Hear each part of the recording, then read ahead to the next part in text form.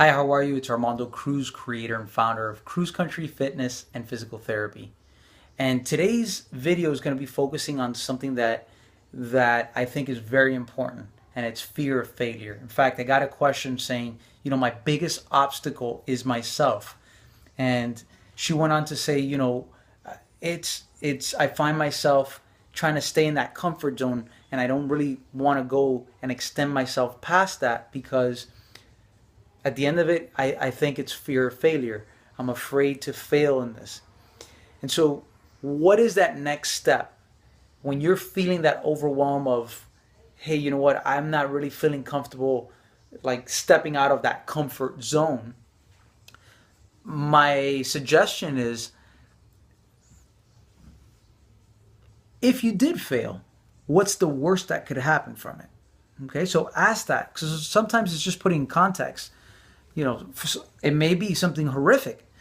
And, or on the flip side, if you can kind of think of what's the worst that could happen, and rarely does the worst happen, but let's just say it did, and now you're fine with it. You're like, oh, you know what? Even though that's the worst that can happen, it's not really that bad.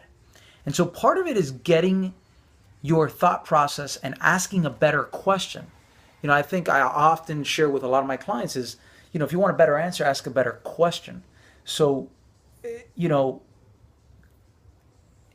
how can you position yourself in such a way that it's a win-win? And what I mean by that is, if you succeed, you win. But if you fail, how can you position that you can take that information and it's something that has just made you a better person? In other words, you've learned from that experience and it actually helped you grow as a person. In fact, growth comes rarely from success, but more from failure, because it allows us to create new thinking, create new paradigms of what we thought or operated on a certain level, and it actually allows us to surpass that. And so failing is almost a prerequisite for higher gains, because it allows you to take that opportunity to learn and position yourself, whether it's mentally, in your mindset, or physically or spiritually, depending on whatever areas that you're talking about at this point, because it's applicable to all areas of your life. And so if you're finding yourself that you're having difficulty pulling the trigger, let's say, or kind of committing to something because you're like, well, what are others going to think? What if I can't follow through with that? I'd encourage you to take a step back and ask, what's the worst that could happen? And what does that mean on a bigger level for me? Why is it important for me to do this? These are all questions that are really important for you to ask. Because if you have a strong enough why, it actually helps you, say, what? That reason why is worth any failure. And that failure at its worst is not that bad.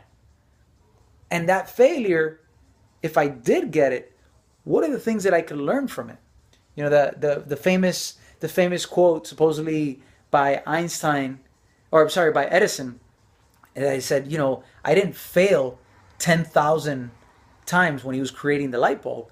He said, I found out 10,000 ways not to make a light bulb, until eventually he figured out, the right formula to create the light bulb that we use today. So perspective and context are really important in all of this. And for him, he had a strong enough driver, strong enough reason why he wanted to be able to provide light and electricity at all times for people, however they wanted. So what's your strong enough reason why, and take it from there. I hope that's been helpful. I'll see you in the next video.